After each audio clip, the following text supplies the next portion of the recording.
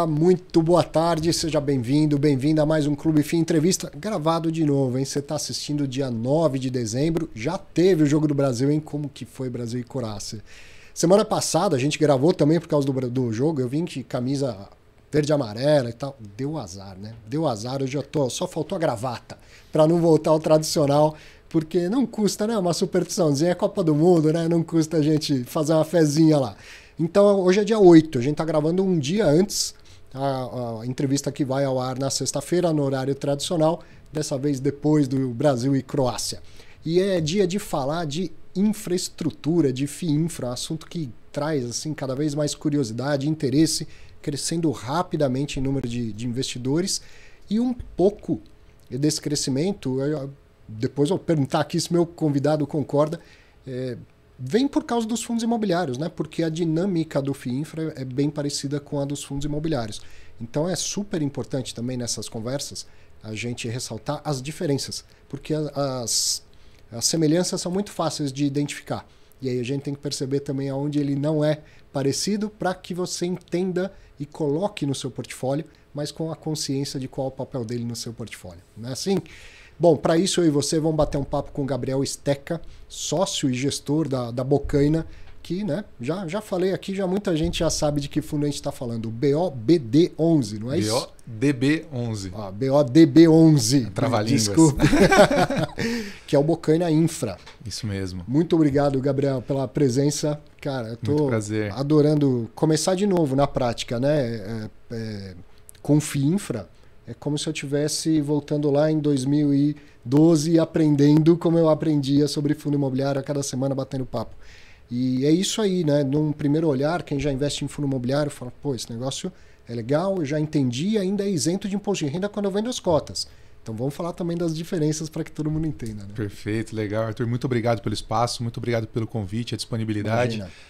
O pessoal sempre fala bastante aqui do seu canal e da forma como você aborda com um viés mais técnico e aprofundado os temas, então é uma satisfação enorme poder estar aqui com você hoje. Que isso. E eu estava aqui em débito, porque muita gente já tinha me pedido essa entrevista, em especial a Giana Souza, que toda semana fala, pô, entrevista lá o Gabriel. Mas muita gente já tinha me pedido. Giana, muito obrigado e bacana, muito legal. Arthur, para começar, eu queria só, antes da gente começar as nossas perguntas e papos aqui, queria te trazer um presente. Opa! Pode ser? Lógico. Trouxe um presentinho aqui, ó, pode abrir. Estamos chegando perto do Natal, né? Então tem... Meu, que show. Estamos num momento propício. Bonezinho da Bocaina, ó. Aí, ó. Ficou legal. Bacana. Muito obrigado, cara. Boa. Muito bom. Ó, vai dar sorte pra Copa esse. Isso aí, já tá na cor certa. Foi pra quebrar um pouco da formalidade da roupa aqui. Obrigadão, cara. Obrigado mesmo. Deixa ele aqui, ó. Bacana. Gabriel, vou aproveitar então, justamente pra gente começar, te perguntando sobre a Bocaina e sobre o Gabriel. Legal. Conta um pouco da história, né? A gente fala bastante do veículo, do que tem lá dentro e tal, mas a gestão é tão importante quanto, né? Perfeito. Não, obrigado. Bom, a gente falar um pouquinho, para falar da Bocaina tem que falar um pouco, né, de mim e também dos meus sócios, principalmente do Miguel Ferreira, né, que é junto comigo cofundador da Bocaina Capital. Bom, eu, Gabriel Steca, sou engenheiro de formação, me formei em engenharia elétrica, trabalhei alguns anos com engenharia. Mais um. Eu não sei quem sobe prédio nessa cidade. Deve ser nutricionista, advogado, porque engenheiro estão todos no mercado financeiro. Todo mundo no mercado financeiro, né? Eu trabalhei alguns anos com engenharia, ainda gosto muito, né, da engenharia, mas de fato o mercado financeiro é onde acaba tendo um ritmo mais acelerado, né, e mais oportunidades. Sim. Então eu migrei para o mercado financeiro, já indo trabalhar direto numa área que fazia o financiamento e estruturação de financiamentos e dívidas para infraestrutura. Né? Então, é uma área que chama Project Finance. Eu fui trabalhar no Banco Santander, né, nessa área. O Banco Santander é um banco, um dos, se não o mais relevante nesse espaço de infraestrutura, historicamente. Né? Já tinha muito desse viés de Banco Europeu, fazia muito isso na Europa, e aqui no Brasil... quando se fundiu com o ABN, né, que também tinha um time muito forte desse produto, acabou ficando um time bastante robusto e a gente acabou fazendo muita coisa de infraestrutura, principalmente ao longo dos últimos vai 15 anos aí, e eu fiz parte desse time aí por um longo período. Eu somei no total 10 anos de Santander, né? Eu fiquei nessa área de Project Finance, basicamente atuando tanto na parte de estruturação das transações que iam para o livro do banco. Então a gente tinha um livro ali que eu dinheiro do banco mesmo que ele investia, investindo em projetos de infraestrutura em diferentes formatos, fianças, empréstimos ponte que a gente chamava, dívidas de longo prazo, alguns instrumentos de mercado de capitais. E a gente, além de fazer essas dívidas para o próprio balanço do banco, a gente também faz assessoria e estruturações com funding de terceiros. Então, agências multilaterais como a AFC, a IDB, agências de fomento e exportação, e estruturações para o mercado de capitais também, né, após o advento da Lei 12.431, que aconteceu em 2011. Então a gente, lá nessa área, atuava de uma forma bastante abrangente dentro de infraestrutura, sempre com foco em projetos de infraestrutura, né? E em 2018, eu recebi um convite do Miguel Ferreira, que hoje é meu sócio, mas naquela época ele era o CEO da Santander Asset. Ele estava começando na Santander Asset uma abordagem de ativos alternativos. Então criou a área de investimento imobiliário e estava pretendendo criar a área de investimento em infraestrutura. Ele me convidou para criar e tocar a prática de investimento em infraestrutura na Santander Asset. Lá nós trabalhamos juntos, lancei 2 fundos que investiam em debêntures incentivadas com foco no público dos correntistas, né, do Santander. 2 fundos que a gente acabou tendo um sucesso muito grande ali. De fato, foram produtos bacanas. Eu brinco, né? Eu tinha uma expectativa de fazer uma captação de, sei lá, 300 milhões ao longo de 6 meses. A gente captou 500 milhões em 8 dias. Assim, foi um negócio... Isso já depois de 2011, quando o fundo era isento de imposto de renda. Sim, eram fundos... exato, isso daí era 2018 para 2019 e já fundos focados em debêntures incentivadas. Mas nesse momento ainda num formato aberto, fundo que a gente chama D30, né, que oferece o resgate para o cotista 30 dias após a sua solicitação. A gente navegou bem com esses 2 fundos. Era um fundo redeado e um não redeado. Redeado, que a gente fala, são papéis, via de regra, IPCA+. Então a gente tinha um fundo que tinha a exposição à curva de juros real, via IPCA+, e outro fundo com o hedge para o CDI. Então a gente usava contratos futuros de juros reais, o famoso DAP, tenho certeza que você conhece. E a gente, nesse fundo, deixava o índice, né, atrelado ao CDI. Os ativos eram IPCA, mas o fundo acabava virando o CDI. Exato, um dos fundos tinha esse hedge. Tivemos muito sucesso, navegamos bem em umas crises de liquidez de crédito que a gente teve em 19 e em 20 com o Covid, tivemos boas oportunidades de compra.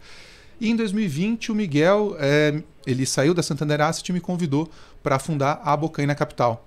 Né? Só para não deixar de comentar, né? Super relevante, o Miguel Ferreira, meu sócio, ele tem mais de 25 anos no mercado financeiro. Ele trabalhou, né, mais ou menos 10 anos no começo da carreira em Investment Banking, fez MBA na London Business School e depois disso ele trabalhou na Tarpon Investimentos. Ele foi sócio, foi CEO da Tarpon, né, por muitos anos. E depois da Tarpon ele foi convidado pelo Sérgio Rial para ser o CEO da Santander Asset, né, antes da gente fundar a Bocaina Capital juntos.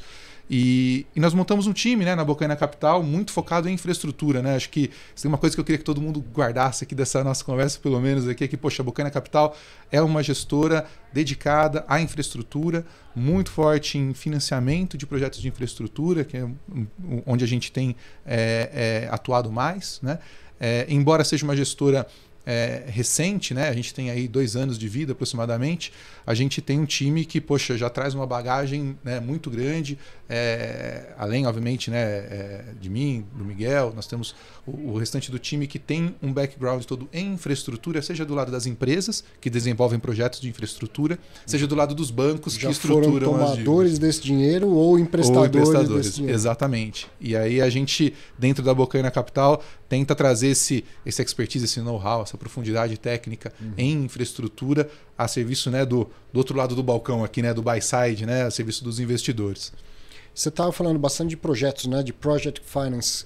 Geralmente isso nasce de alguma concessão. E aí ela tem um início, meio e fim, né? Porque a concessão tem prazo para terminar. Perfeito. E isso entra muito na avaliação tanto dos possíveis resultados quanto do risco do negócio. Perfeito. Ainda é assim? A maioria vem de concessões? Perfeito. A gente tem algumas modalidades, que a gente pode entrar na tecnicalidade, mas é algo bem nessa linha mesmo. A gente tem autorizações, por exemplo, no caso de empresas geradoras de energia, né? Tecnicamente não é uma concessão, mas funciona de maneira muito parecida. Você tem um ativo bem definido, né? Seja ele sei lá, um parque eólico, uma rodovia, uma concessão de saneamento. Ele tem aquela definição do que é aquele ativo, né? Então, a exploração de serviços de saneamento, né? De água, esgotamento sanitário no município tal. Então, isso daqui é uma concessão bem definida. Você tem um escopo de investimentos, um escopo de operação e manutenção daquele ativo, né? Você tem uma dinâmica de tarifas, né? E de cobranças já também pré-definida no seu contrato de concessão, né?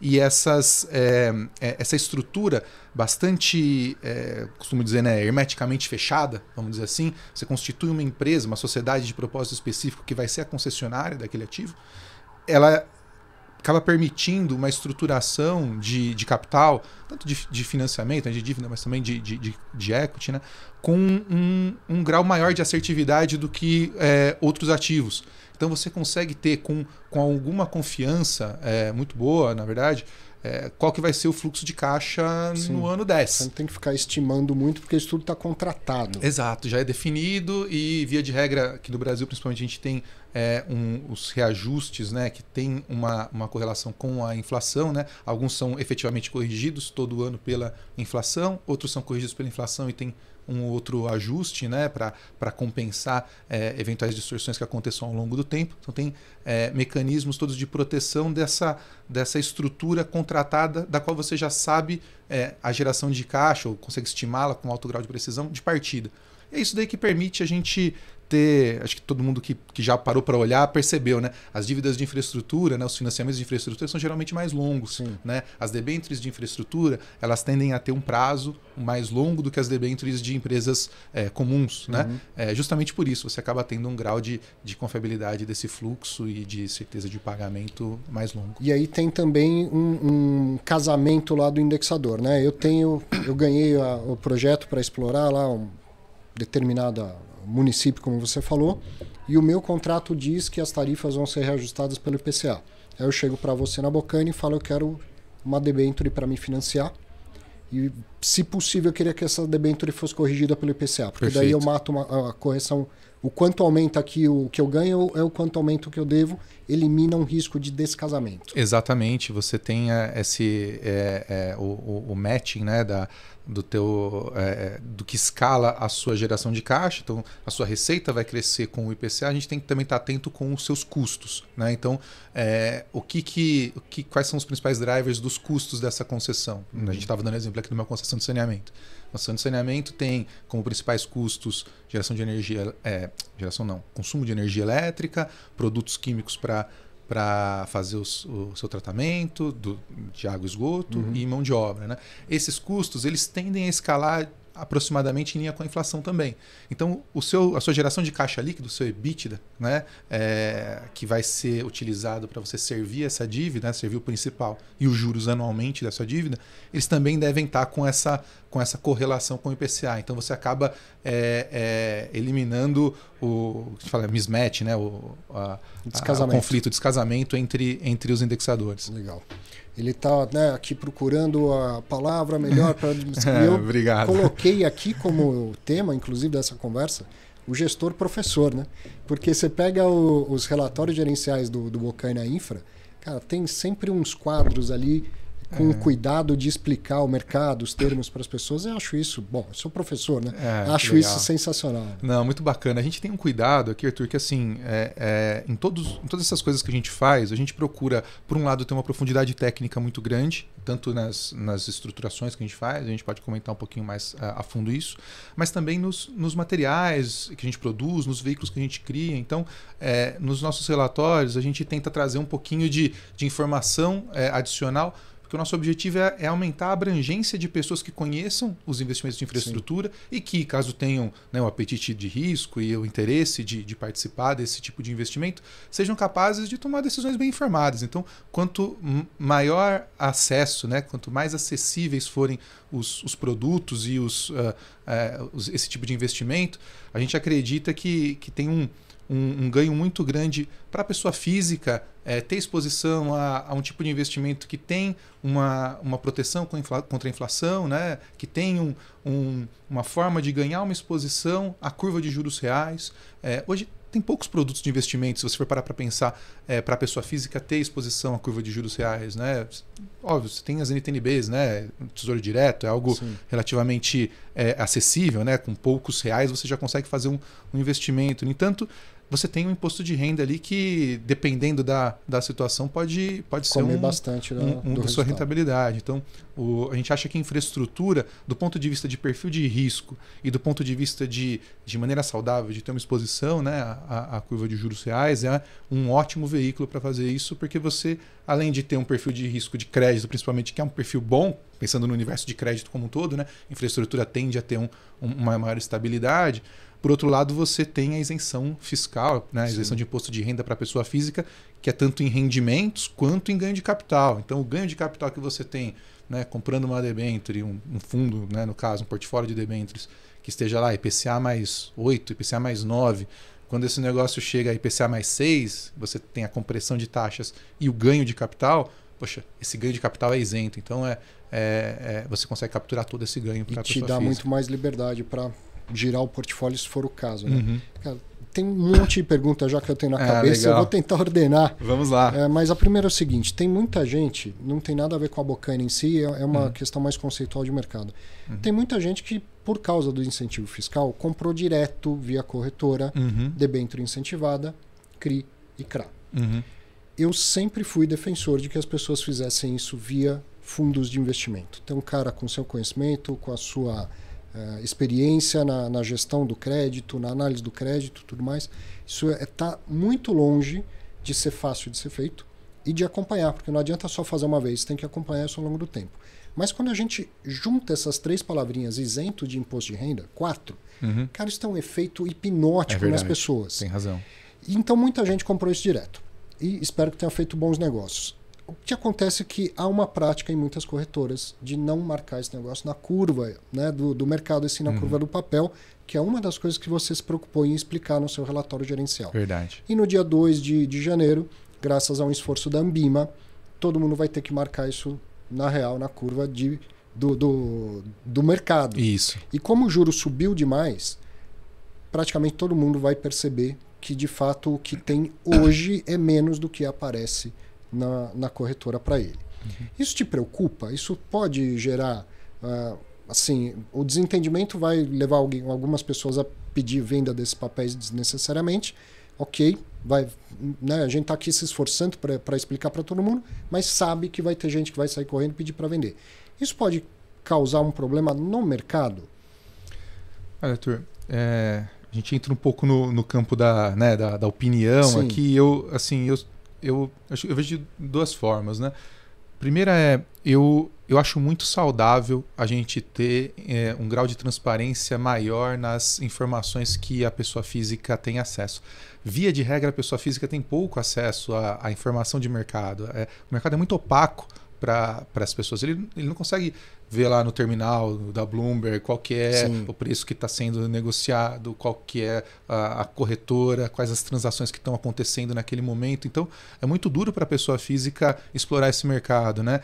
Tanto é que a relação, né, de investimento ela acaba sendo, às vezes, uma relação mais de confiança do que de entendimento e investimento. Eu fui agente autônomo por 18 anos, é exatamente isso. Exato, precisa ter uma confiança com a pessoa, porque você fala, poxa, ela tem o conhecimento e ela me indica coisas boas. Então, eu acho que tem um termo em inglês também, que, enfim, não gosto muito de usar os termos, mas chama financial deepening, que numa tradução livre seria um aprofundamento financeiro, de informações financeiras que a gente acha, tem essa essa percepção, que é um movimento que tem acontecido no Brasil desde esse momento de juros mais baixos que a gente viveu nos últimos anos e que tende a perdurar. Eu acho ele ótimo, que as pessoas tendo mais acesso à informação, saindo daquela visão apenas de uma renda fixa pura e simples, árida, sem, entre aspas, sem graça, e buscando coisas novas, buscando fundos imobiliários, buscando fundos de infraestrutura, fundos agro, tendo exposições a fundos multimercado, a fundos de ações, enfim, nos seus graus de apetite de risco, mas ela precisa compreender certas coisas antes de poder tomar essas decisões. Eu acho que essa decisão de marcar os papéis a mercado, as debêntures, né, e os ativos de crédito em geral, eu acho que ela é muito acertada. Acho que a Ambima acertou bastante ao fazer isso, porque vai trazer e vai obrigar os participantes do mercado, né, não só os investidores, mas os assessores, as corretoras, os emissores, a comunicar com mais cuidado. Exato, e a demonstrar determinadas coisas, né? Por exemplo, quando a gente discute investimento em crédito, em debêntures, a gente raramente fala sobre duration. Né? Duration que é como se fosse não é o prazo médio, mas é como se fosse o prazo médio dos fluxos todos de juros e principal, daquele papel de renda fixa. E a duration ela é uma métrica de risco de renda fixa. Né? É através dela que você consegue aferir quanto de volatilidade, por exemplo, um determinado papel pode apresentar com base em movimentações na curva de juros. Poxa, isso é um fator importante quando você vai fazer um investimento. Então, o pessoal às vezes negligencia esse tipo de discussão quando vai fazer um investimento. Eu acho que essa modificação vai trazer à luz esse tipo de discussão que eu acho muito saudável. Então, eu vejo muito positivo por esse lado, mas eu acho que pode sim ter alguma preocupação num primeiro momento, embora a gente já tenha, assim, o mercado como um todo venha discutindo isso já há alguns meses, muitas pessoas apreensivas, né, etc. Eu vejo um potencial de impacto, principalmente nos ativos mais, vou chamar assim, amassados do ponto de vista de spread de crédito. Né? Então, a gente tem os títulos públicos e a gente tem um extra que um papel de crédito privado paga, que é o spread de crédito que a gente chama. Esse spread de crédito, quando você tem empresas muito de qualidade de crédito altíssima, né, como Vale, Petrobras, Energisa, Equatorial, ele paga pouquinho só acima, né, do título público. Às vezes até menos. Às vezes até menos, porque o pessoal fatora a isenção, né, e aquilo ali tem um valor econômico. Então eu acho que talvez esses papéis que têm um spread muito baixinho, de alta qualidade creditícia, né, de nomes conhecidos e etc., eles tendem a talvez ter algum impacto maior do que papéis que tenham mais suco, vamos dizer assim, um spread um pouco mais gordinho e que tenham mais espaço, vamos dizer, né, apresentam uma rentabilidade um pouco melhor. Mas isso é o meu achismo aqui, né? Opinião, vamos ver o que vai acontecer em janeiro, mas eu certamente acho que essa é uma mudança positiva e favorável. Apenas lembrando, né, os fundos de investimento, eles marcam a mercado todos os títulos, todos os dias. Isso, muito bom lembrar. Isso é importante lembrar. Isso que a gente está falando pode acontecer para o investidor individual que comprou direto. Agora, quem tem cota de fundo, seja ele de renda fixa, seja ele fundo imobiliário de papel, seja um FII infra, o patrimônio do fundo já está marcado ao mercado todos os dias. O investidor de fundo não vai ter surpresa. O investidor que comprou isso direto vai ter uma surpresa. Espero que já esteja informado e preparado para isso, porque também não tem problema nenhum. Basta esperar o dia do vencimento, que você não apenas não vai perder, como vai ganhar aquilo que foi contratado. Né? Mas a gente sabe que tem uma corrida e algumas pessoas mal informadas acabam pedindo para vender, resgatar e tal. E aí, quando se fala em pedir resgate, hoje você está numa condição que acho que há muito tempo você sonhou, que era de gerir um fundo que não aceita resgates. Né? Você já falou, gerir fundos com D mais 30 de resgate, mesmo sendo um prazo longo, passou um calor de vez em quando aí, uma vez ou outra. É verdade, Arthur. Qual que é a importância disso para um gestor de crédito? A gente quando olha, né, o tipo de veículo, né, a gente tem que sempre olhar o passivo. Né? O passivo são os investidores, né? A dinâmica de aportes e resgates no veículo. Quando a gente tem o veículo aberto, a gente tem essa preocupação de que quando o cliente pede um resgate, o gestor tem que vender ativos do seu portfólio e atender esse resgate que foi solicitado. No caso de fundos D30, como os que eu geria na Santander Asset, você tem que, em 30 dias, prover essa liquidez. Ali eu brinco, né, que era muito neurótico com liquidez, então tinha um cuidado muito grande de ter um grau de liquidez muito bom nesses veículos, né, que acabou se mostrando uma decisão acertada quando a gente teve alguns solavancos de liquidez no mercado e eu pude aproveitar essa liquidez, solavancos de falta de liquidez no mercado, e eu pude aproveitar a liquidez que eu tinha no fundo para capturar boas oportunidades no mercado secundário. Hoje, né, na Bocaina, a gente tem o nosso veículo, o BODB11, né, que é o Bocaina Infra, que é um veículo do tipo fechado, né? Um veículo fechado com as cotas negociadas na B3. Isso daí implica que, assim como os fundos imobiliários, você não tenha aportes e resgates a todo momento. Você tem as ofertas públicas de cotas, onde os fundos captam os recursos, investem no seu portfólio, e quando o investidor quer sair, ele negocia suas cotas. E aí sai do bolso de um investidor e vai para o bolso de outro. Não há necessidade do gestor fazer essa liquidez e atender o resgate do cotista. Isso traz um grau de liberdade importante para o gestor. E o que isso significa? Né? Significa que, poxa, beleza, eu vou trabalhar metade dos dias e o resto eu vou ficar na praia, né, curtindo? Infelizmente, não. Isso significa mais retorno para o investidor, né? O que é ótimo. Eu também, como investidor, também gosto muito disso. Ao não ter essa preocupação muito grande com a liquidez dos papéis em um determinado momento, o gestor consegue capturar o que eu chamo do prêmio de liquidez.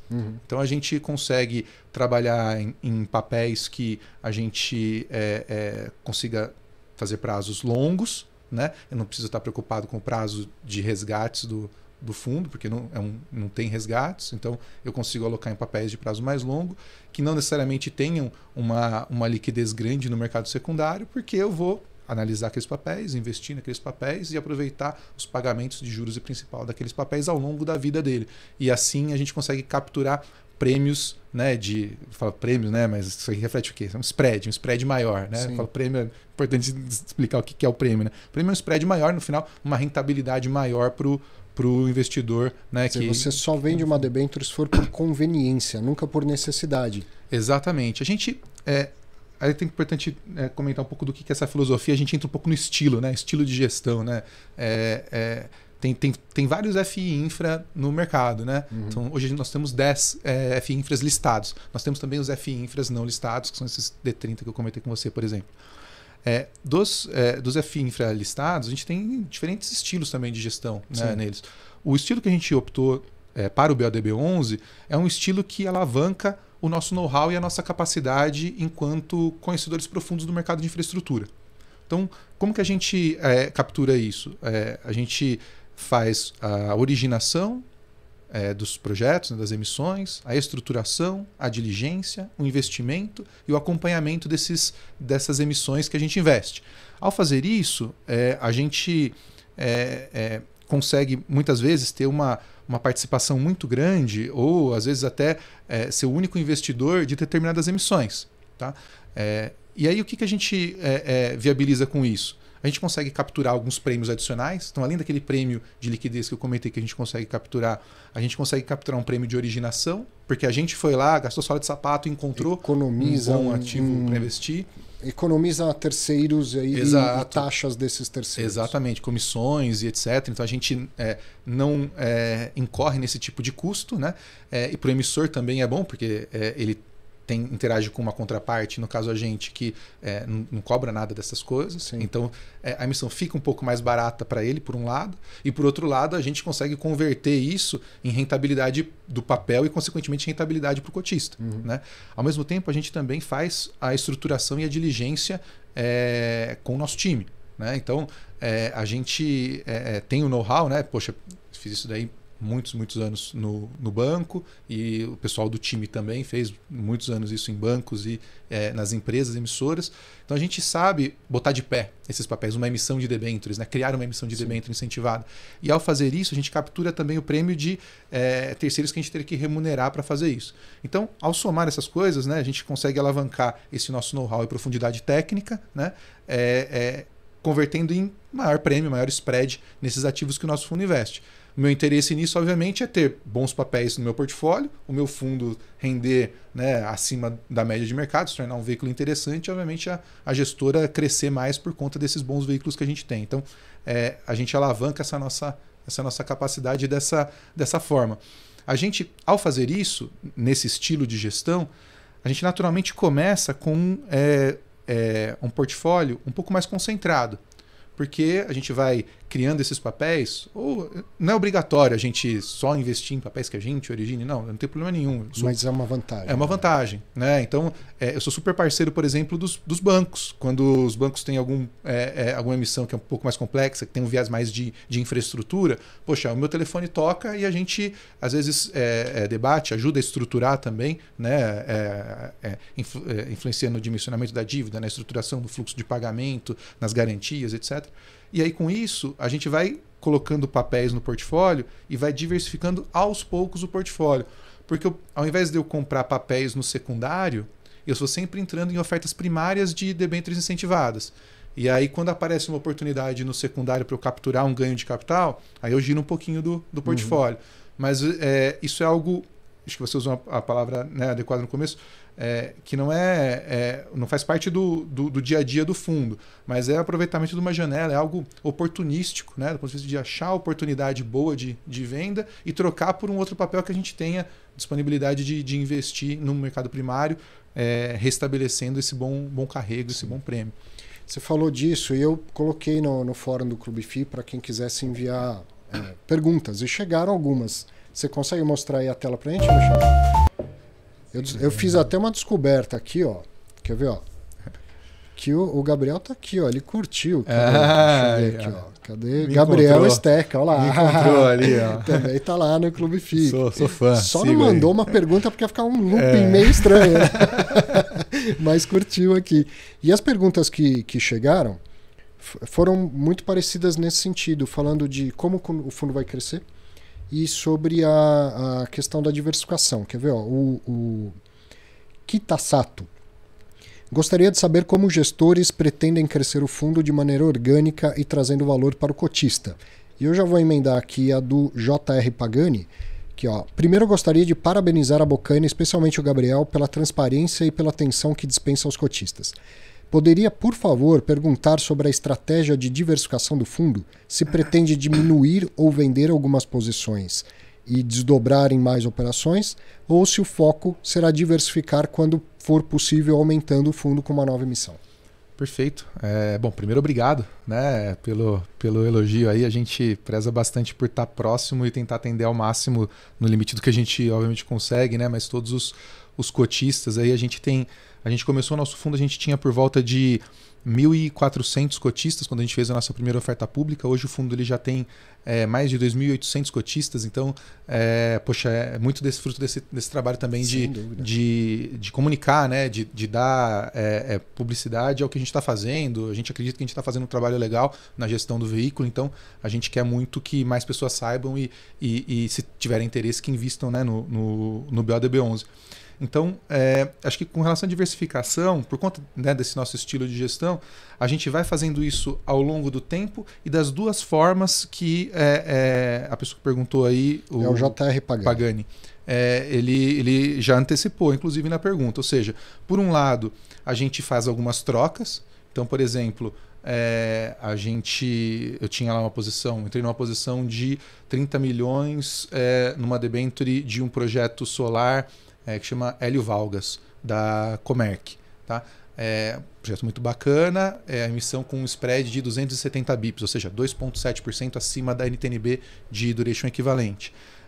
A gente teve a oportunidade de entrar numa outra emissão recentemente, da Rio Alto, Energias Renováveis, também de um projeto solar fotovoltaico, e a gente vendeu uma parte da exposição em Hélio Valgas, né? A gente tinha 30 milhões, ficamos com aproximadamente 18, 20 milhões, e entramos com 10 milhões nessa emissão da Rio Alto. Então, dei esse exemplo aqui específico, mas ele vai acontecendo em diferentes momentos. Para você ter uma ideia, a gente começou o nosso veículo no dia 29 de dezembro do ano passado, então já estamos quase chegando aí a um ano de vida aí do BODB11. A gente começou com 2 debêntures. Então, a gente alocou o fundo inteiro em 2 debêntures e ao longo do tempo a gente foi fazendo algumas trocas para aumentar essa diversificação, capturar esses ganhos de capital já incorridos. Então, eu investi, por exemplo, em Hélio Valgas, que eu comentei a 2,7% e vendi próximo de 2%.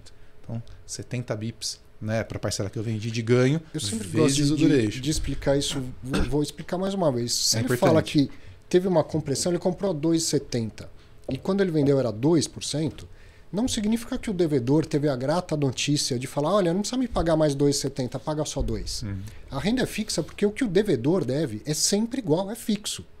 Então, se eu comprei a um preço que dava 2,70 e vendi para o Gabriel a um preço que só dá 2, é porque o Gabriel aceitou pagar mais caro do que eu paguei.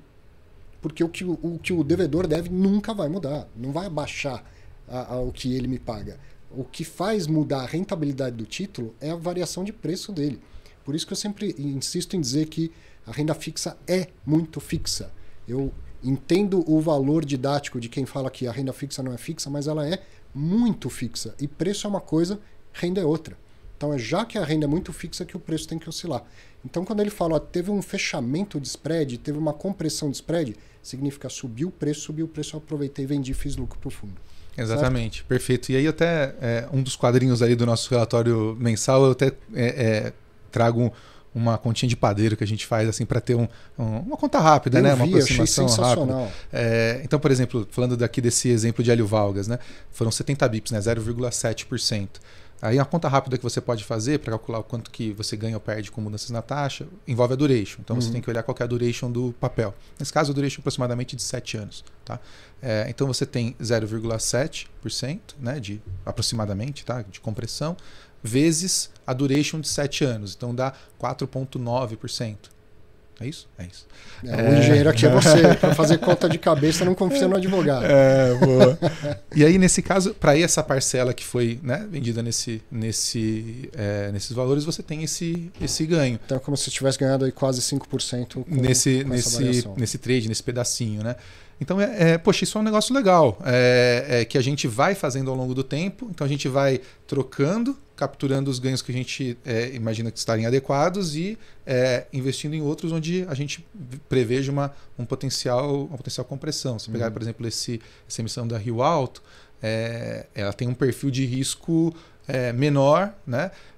Tinha um perfil de carrego similar, então tem um potencial de compressão também ao longo do tempo, da vida desse papel maior. Até simplesmente porque o tempo está passando, a duration está diminuindo e o projeto está andando. Quer dizer, o risco dele ele vai diminuindo, mais uma vez comparando com o mercado imobiliário, é como se fosse financiar o desenvolvimento de um prédio. Quando está lá cavando o buraco da fundação, o risco é gigante. O prédio já subiu metade, o risco já diminuiu. E aí, como o risco vai diminuindo, vai tendo essa compressão de taxa. Você tem esse fator, sim. Então você tem uma mudança, uma evolução, uma melhora no perfil de risco e, consequentemente, melhora o perfil de risco. Então você tende a ter menos prêmio, né? Então tem a compressão desse prêmio e aí, consequentemente, você consegue vender com ganho. Tem esse fator. E tem um fator também que a gente entende um pouco do técnico do mercado, né? Que a gente fala que é o técnico do mercado. Você vê, poxa, tem um momento de mercado que você está com o mercado mais tomador, que aceita pagar mais caro no papel, um mercado que está menos tomador, que poxa, deixou um potencial papel, uma potencial emissão muito boa, com uma taxa com gordura, e aí você consegue capturar uma molezinha ali nesse momento. Então, tem um pouco desse fator também da gente estar atento. A gente olha o mercado há muitos anos, consegue ver bem o que é um spread padrão de um projeto de uma qualidade determinada no mercado secundário. Então a gente sabe mais ou menos, ou imagina para onde que esse papel possa ir e aí, consequentemente, montar posições, né, comprando ou vendendo esse tipo de papel na carteira. E aí, só para não deixar de mencionar... O crescimento via emissões. Exatamente. A gente fez um follow-on, né, em julho desse ano, então a gente foi um follow-on, uma 476, principalmente para os investidores já existentes exercerem direitos de preferência, e com isso você acaba tendo uma diluição. Né? Então você tem, por um lado, uma diluição das concentrações de papel que você tinha antes, né, inicialmente, e, por outro lado, as trocas desses papéis por novos papéis. Então, a gente tem feito isso. Acho que essa é uma tese que a gente comprovou ao longo do tempo. Tem várias coisas que a gente se propôs no começo do fundo, né? E agora, chegando um ano de fundo, a gente vai, né, fazendo um balanço de todas as coisas que a gente conseguiu executar dentro do que era a nossa tese inicial. Então a gente tinha uma tese de, poxa, a gente consegue originar, estruturar e investir em bons papéis, em papéis que pagam prêmio e que a gente conseguiu fazer de maneira muito rápida. No IPO, eu aloquei o fundo em 3 dias úteis, né? Eu liquidei o fundo no dia 29, aloquei na primeira debênture no dia 30 e na segunda no dia 3, que eram todas que a gente vinha fazendo a estruturação e tal, então adaptamos para esse timing. E ao longo do tempo, a gente tinha já se proposto a fazer essa diversificação dessas 2 formas mesmo que o pessoal trouxe. Então, nós fizemos follow-on, tivemos um aumento do fundo, aumentamos a sua diversificação. Hoje nós temos 6 papéis, né, no fundo. A maior concentração inicial que a gente tinha, ela era muito grande, hoje ela também já se reduziu. A gente se propôs a ter ganhos de capital ao longo do tempo, com papéis que a gente investisse com bastante suco, com bastante prêmio, e que ao serem negociados, eles começavam a pagar prêmios mais em linha com o mercado, e a gente se beneficiaria disso. Dei o exemplo de Hélio Valgas, mas tem, por exemplo, o exemplo de TESC, que é o terminal portuário de Santa Catarina, um terminal muito interessante que a gente investiu nos primeiros dias do fundo. A gente alocou capital com spread de 280 bases, ele negocia hoje entre 195 e 205 bases, ou seja, alocamos a 2,8% e hoje negocia próximo de 2%. Então a gente capturou esses ganhos. Então, mais uma coisa que a gente se propôs na tese do veículo a fazer e temos conseguido. Acho que a gente tem conseguido também executar, né, uma estratégia ou trazer um veículo que tem um grau de acessibilidade grande para os cotistas. Então a gente criou, por exemplo, o nosso fundo com uma cota R$10. Sim, então isso é super importante. É um ponto que às vezes passa despercebido, mas poxa, para você reinvestir os rendimentos, os proventos que você receba ao longo do tempo, é muito mais fácil você reinvestir com R$10, uma cota R$10, base R$10, do que uma cota R$100. Você recebeu R$150 de rendimento, numa cota R$100 você compra uma cota e R$50 você tem que arrumar outra coisa para fazer. Numa cota 10 você consegue comprar 15 cotas, né? Então você facilita um pouco a exposição das pessoas físicas a esse tipo de investimento, que é um pouco do que a gente também se propunha a fazer. A gente também não exige rating das nossas emissões quando a gente vai investir. No final, por favor, não me entenda mal, né? Isso não é um tipo de arrogância, mas é um tema técnico de fato.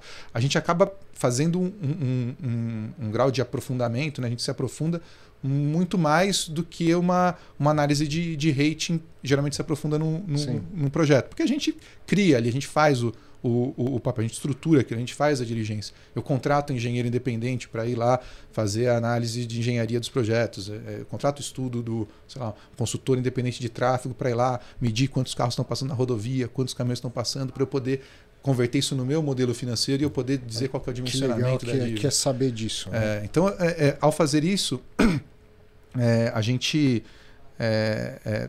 não se aprofunda muito, né, na hora de fazer essa análise de risco, né?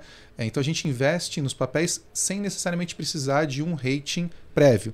No entanto, o rating ele é importante, seja como uma comunicação daquele perfil de risco do papel, seja como uma oportunidade de uma maior quantidade de pessoas poderem comprar esse papel depois, e ajuda na nossa compressão de taxa e ganho de capital. Tem fundos que só podem comprar se tiver rating, né? Então você aumenta muito o aumenta mercado possível de você transacionar isso. E ao fazer isso, a gente também aloca nesses papéis sem o rating inicialmente, mas a gente geralmente coloca uma obrigação de emitir esse rating em algum prazo, 3, 6, 12 meses. Então a gente também está agora, o primeiro papel que a gente investiu, que foi a emissão da rodovia Rota dos Grãos, a gente investiu sem rating. Há 2 semanas atrás, a Moody's emitiu um rating para essa rodovia, um rating A+, né? Então a gente várias das coisas que a gente se propunha a fazer desde o começo, a gente está entregando, né? E, além de tudo isso, a rentabilidade. Acho que o nosso veículo a gente desenhou para entregar 1,5 a 2,5 sobre a NTNB de duration equivalente da carteira. A gente geralmente toma como base a NTNB 2030. Tá? Se você pegar a nossa cota patrimonial, a gente tem conseguido entregar até o momento, né, comparado com a B30, a gente está entregando 5% a mais do que a B30. Ou seja, no meu target de 1,5 a 2,5, a gente está entregando 5%. Por quê? Porque eu aloco num carrego, né, na rentabilidade intrínseca ali, nessa linha do 1,5 a 2,5, mas eu capturo também os ganhos de capital e isso vai refletindo na cota patrimonial. Então acho que esses pontos que a gente se propôs, né, de partida tem se comprovado nas suas teses aí.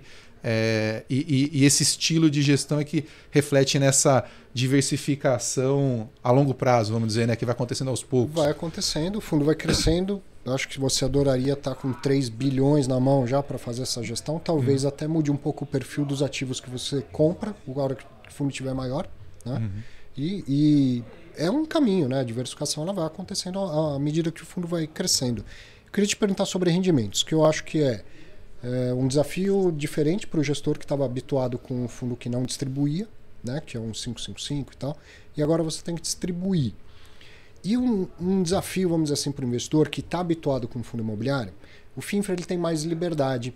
Por outro lado, o investidor ele tem a facilidade de saber, olha, por lei tem que distribuir 95% a cada semestre e tal. O FINFRA, se quiser, você nem distribui, não é verdade? Então, os investidores acho que te perguntam muito isso e procuram o que o mercado chama de guidance, vamos dizer assim, que seria eu tenho um planejamento, eu vou distribuir todos os meses, eu vou distribuir. Como não tem na lei, existe alguma metodologia própria, interna da Bocaina? Assim, o investidor deveria esperar todos os meses rendimento e em que cenário o rendimento vai acontecer? Perfeito. A gente tem se proposto a fazer pagamentos mensais, né, desses rendimentos. Até isso é bacana porque foi algo que a gente, quando a gente publicou o nosso prospecto, né, meados do ano passado, vários veículos, né, tantos que vieram depois quanto os veículos existentes acabaram convergindo para aquele formato que a gente estabeleceu quando a gente publicou o nosso prospecto, né? Então, de fazer pagamentos mensais. Então, os novos fundos que vieram também procuram fazer pagamentos mensais e os que já existiam, às vezes faziam pagamentos semestrais, converteram para fazer pagamentos mensais. A gente procura pagar o IPCA mais o carrego, né? O IPCA mais o yield do papel. Então, o IPCA a gente paga, apesar do IPCA ser ele indexar o principal, né? Como se fosse capitalizado, não é a palavra correta, sim, mas ele indexa a debênture, mas a gente faz o pagamento todo mês desse IPCA também, junto com o que seria o cupom, o yield do papel. E a gente procura também somar a isso eventuais ganhos que a gente consiga nessas negociações, né? Então, a gente se propõe sim a fazer pagamentos mensais, ser um negócio de renda, né? Então, a gente sabe que os investidores, pessoas físicas, gostam muito de renda. Então, a gente desenhou esse produto para ter essas similaridades que você comentou no começo com os fundos imobiliários, que é algo que os investidores já estão um pouco acostumados. Então, para isso daí ter essa similaridade, a gente desenhou para fazer esse pagamento do IPCA, mais o yield, né, mais o cupom e eventuais ganhos que a gente obtenha ao longo dos meses. E a gente faz esses pagamentos. Não tem essa regra tão dura quanto os fundos imobiliários, principalmente porque no fundo imobiliário você tem a isenção de imposto de renda para a pessoa física no caso dos rendimentos e você não tem a isenção no caso dos ganhos de capital. Sim. Tributa a 20%. Né? No caso dos fundos que investem em debêntures incentivadas, os FI Infra, você tem a isenção em rendimentos e você tem a isenção em ganho de capital também.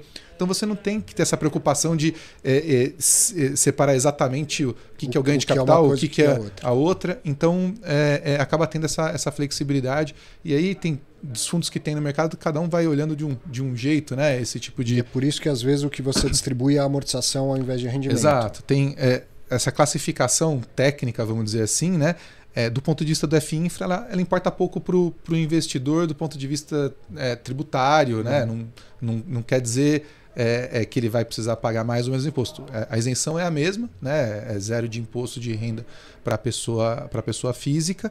E no caso do BODB 11, a gente desenhou junto do administrador do fundo, que no nosso caso é o BTG Pactual, uma dinâmica onde vai ter meses que a gente vai pagar 100% com carimbo de rendimentos, vai ter meses que a gente vai pagar uma parte com carimbo de rendimentos, uma parte com carimbo de amortização, vai ter meses, até como aconteceu no mês passado, onde a gente vai pagar com carimbo de amortização e, na verdade, isso daí só é o carimbo que recebe na hora de se pagar esse provento, né? Mas ele segue mais ou menos essa intenção aí que eu te comentei aqui de pagamento. Vamos dar um exemplo que num mês o IPCA tenha sido 0,5% e em média é 2% acima do IPCA e tal. Coisa assim. Não, 2% é muito pouco, né? 8% acima do IPCA. Então você vai buscar entregar para o investidor fazendo uma conta bem simplista, 8,5%. Meio que foi o crescimento do IPCA e 8% que seria o spread do da carteira. É que o 8, né, quando você fala, por exemplo, um papel que paga IPCA mais 8, Isso. geralmente é em termos anuais. Anuais, então você está verdade. pegando 0,5% de um mês de IPCA, você teria que pegar talvez um 0,6, mais ou menos, de 0,65, de que seria um mês, equivalente desse 8% do cupom ou do yield. Ótima correção. Né? Então seria meio do IPCA, mais o equivalente ao mês de 8 ao ano, Exato. daria mais ou menos 1% Claro. aí. 1,1, 1,2 nesse nosso exemplo. E aí, se nesse mês eu tivesse algum ganho de negociação, de compressão, incluiria também alguma parcela desse ganho também nessa distribuição. Agora, o devedor da debenture, ele não te paga esse crescimento do IPCA. Não paga. Ele só te paga o que é mais. IPCA mais alguma coisa seria no exemplo 0,6. Isso. No entanto, você distribui. Perfeito. E lembra também, Arthur, que as debêntures incentivadas também, esse pagamento ele não pode ser mensal. Ele tem que ser semestral. Pela lei. Sim. Então, a gente tem que fazer uma gestão de caixa mesmo. Os fundos de infra, eles têm que fazer uma gestão de caixa para poder fazer esses pagamentos e ter a liquidez bonitinha, né? Fazer esses pagamentos mensais, ainda que os papéis em si não sejam quem está gerando aquele caixa naquele mês. Né? Eventualmente, em um mês, você pode, sei lá, receber uma amortização de uma debenture e de outra não. Então, os próprios meses de pagamento eles não são fixos, não é sempre junho e dezembro, por exemplo. Cada debenture tem o seu mês que paga. Né? Então tem que ter uma gestãozinha de caixa para fazer esse pagamento mensal. Então, às vezes, você está pagando, distribuindo para o cotista, como se tivesse entrado o IPCA e mais o cupom de juros, mas na verdade só entrou o cupom de juros. E aí é possível que você tenha que usar caixa para isso e acaba sendo uma amortização. Não, nem sempre.